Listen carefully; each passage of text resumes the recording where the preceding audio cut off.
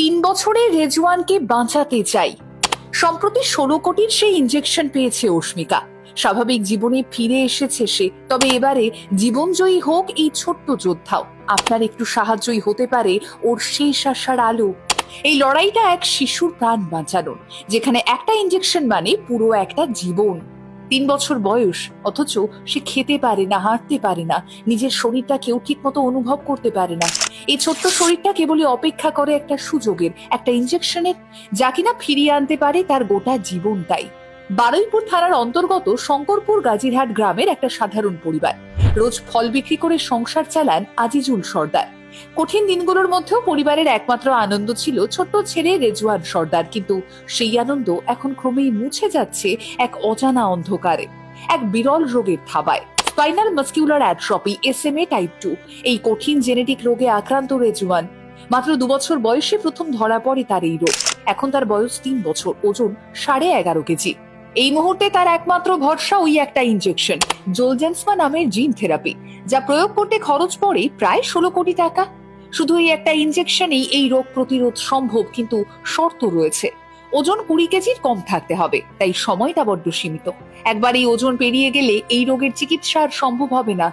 বেঙ্গালুরুর বিখ্যাত ব্যাপটিস্ট হসপিটালে SMA বিশেষজ্ঞ ডক্টর অ্যান অগনেস ম্যাথিউ স্পষ্টই বলেছেন, এখনই ইনজেকশন দিলে রেজওয়ান ফিরে পেতে পারে স্বাভাবিক জীবন। কিন্তু শুধুমাত্র অর্থের কাছেই বারংবার হার মানছে এই শিশু এবং তার পরিবার। রেজওয়ানের শরীরে এখন কোনো শক্তি নেই, হাঁটা তো দূরের কথা, বসতেও পারে না সে একা। হাত পা মাথা কিছুই কাজ করছে না ঠিকঠাক। শক্ত খাবার খেতে পারে না, কেবলই তরল খাবারে চলছে জীবন।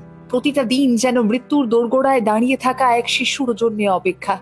এই গল্পটা শুধু রেজওয়ান এবং তার পরিবারের মধ্যেই সীমাবদ্ধ নয়, এটা আমাদের সমাজের প্রতিচ্ছবি, যেখানে প্রতিভা, জীবন আর সম্ভাবনা হারিয়ে যায় শুধু টাকার কাছে।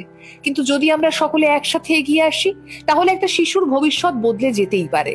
রেজওয়ানের মা কাশ্মীরা সর্দারের চোখে সারাক্ষণ জল। বাচ্চাটা কাঁদে, বলে, মা আমি হাঁটবো কবে? আমি কি বলবো উত্তর দিতে পারি না, শুধু বুকের মধ্যে চাপা কষ্ট নিয়ে বসে থাকি। এখন রেজওয়ান বাঁচতে পারবে কিনা তা নির্ভর করছে আমাদের ওপর।